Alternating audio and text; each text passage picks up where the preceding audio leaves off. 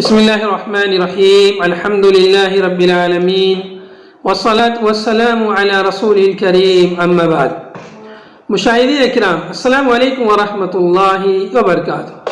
آج میں آپ کی خدمت میں ماہ شعبان کی کچھ فضیلت صحیح احادیث کی روشنی میں لے کر حاضر ہوا ہوں۔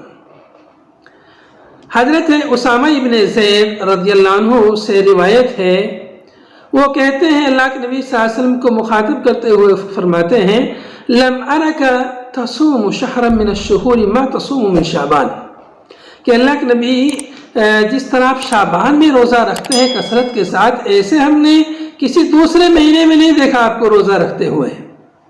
رمضان کے علاوہ نفلی روزے کسی مہینے میں ہم نے آپ کو نہیں دیکھا جتنا شعبان میں آپ روزہ رکھتے ہیں۔ کیا وجہ ہے؟ تو آپ صلی اللہ علیہ وسلم نے فرمایا کہ ذالک شہر یغفل الناس عنہ بین رجب و شعبان و رمضان، فرمایا کہ یہ وہ مہینہ ہے جس میں لوگ جو ہے غافل رہتے ہیں۔ یہ مہینہ رجب اور رمضان کے درمیانی مہینہ ہے، اور یہ مہینہ وہ مہینہ ہے جس میں وہ شہر ترفع فیہ الاعمال الى رب العالمین فأحب ان يرفع عملی وانا صائم۔ آپ نے فرمایا کہ یہ وہ مہینہ ہے جس میں اعمال اللہ رب العالمین کی طرف اٹھائے جاتے ہیں، اور آپ نے فرمایا کہ میں یہ چاہتا ہوں، مجھے یہ چیز پسند ہے کہ میں جس وقت میرے اعمال اٹھائے جائیں اس وقت میں روزے کی حالت میں رہوں، میں روزے سے رہوں۔ کیوں اللہ کے نبی صلی اللہ علیہ وسلم چاہتے ہیں روزے سے رہنا؟ جس حالت میں آپ صلی اللہ علیہ وسلم کے اعمال اٹھائے جائیں اس حالت میں آپ روزے سے رہنا کیوں پسند کرتے تھے؟ اس لیے کہ روزہ یہ ایک ایسی عبادت اور ایک ایسا نیک عمل ہے جس میں ریا و نمود کا شائبہ نہیں رہتا، کسی کو نہیں پتہ رہتا کہ یہ آدمی روزے سے ہے۔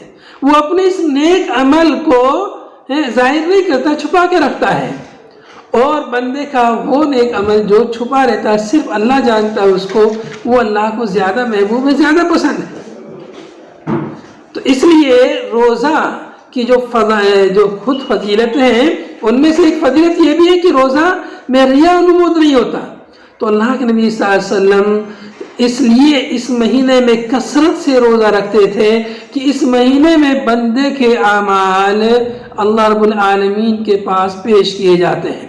ویسے تو بندے کا عمل روزانہ کا عمل رات ہونے سے پہلے دن کا عمل پیش کر دیا جاتا ہے، اور دن نکلنے سے پہلے رات کا عمل اللہ کے یہاں پیش کر دیا جاتا ہے، لیکن سالانہ جو رپورٹ ہوتی ہے اعمال کی وہ ماہ شعبان میں پیش کی جاتی ہے۔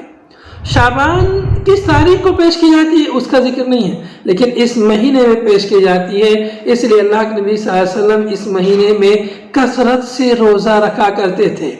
اما عائشہ رضی اللہ عنہ کی حدیث سے فرماتی ہے کہ اللہ کے نبی صلی اللہ علیہ وسلم اس کثرت سے روزہ رکھا کرتے تھے کہ ہم سمجھتے تھے کہ اب آپ افطار ہی نہیں کریں گے۔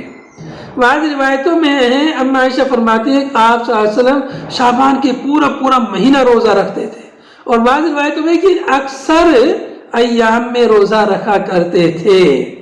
تو اس سے معلوم ہوا کہ کثرت سے اللہ کے نبی صلی اللہ علیہ وسلم اس مہینے میں روزہ رکھا کرتے تھے، چونکہ یہ جو مہینہ ہے اللہ کے نبی صلی اللہ علیہ وسلم نے خود اشارہ کر دیا ہے کہ یہ رجب اور رمضان کے درمیان کا مہینہ ہے۔ رجب خود فضیلت والا مہینہ ہے، اشہر حرم میں سے ہے، وہ مہینے، وہ 4 مہینے جو حرمت والے ہیں، مقدس ہیں، ان 4 مہینوں میں سے ہے رجب کا مہینہ۔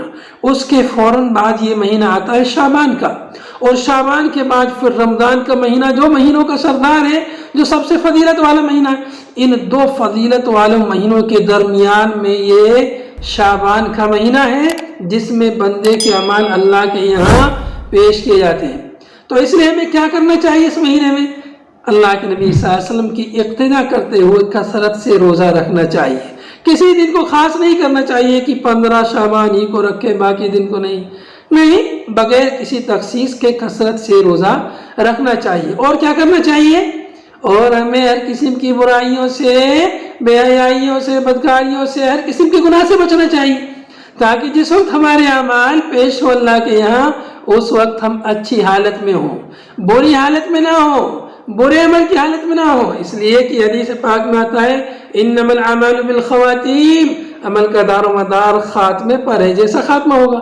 اگر ہمارے عمل جس وقت پیش کیے گئے ہم نے برے عمل کیے، ایسی حالت میں عمل پیش کیے گئے تو اس کا انجام اچھا نہیں ہوگا۔ تو اس لیے ہمیں چاہیے کہ ہم زیادہ سے زیادہ نیک عمل کریں، اور ان نیک اعمال میں سب سے بہتر عمل کیا ہے؟ روزہ رکھنا ہے۔ باقی کسی عمل کی تخصیص احادیث میں وارد نہیں ہے، بس انسان کو یہ ہے کہ کثرت سے اچھے عمل کرنے چاہیے، برائیوں سے اسے بچنے کی پوری کوشش کرنی چاہیے، اور بالخصوص روزے اس مہینے میں زیادہ سے زیادہ رکھنے چاہیے اللہ کے نبی صلی اللہ علیہ وسلم کی اقتدا کرتے ہوئے۔ اور باقی بہت ساری مسلمانوں نے جو بدعتیں ایجاد کر لی ہیں، ان بدعتوں سے اپنے آپ کو اس مہینے میں بالخصوص اور پورے مہینوں میں بالعموم اپنے آپ کو بچانا چاہیے۔ آخر میں اللہ تعالیٰ سے دعا ہے کہ اللہ تعالیٰ ہمیں اللہ کے نبی صلی اللہ علیہ وسلم کی اقتدا کرنے کی، آپ صلی اللہ علیہ وسلم اتباع اور پیروی کرنے کی توفیق عطا فرمائے، اور نبی صلی اللہ علیہ وسلم کے بتائے ہوئے طریقے کے مطابق زندگی گزارنے کی توفیق عطا فرمائے۔ وآخر دعوانا ان الحمد للہ رب العالمین، والسلام علیکم ورحمۃ اللہ وبرکاتہ۔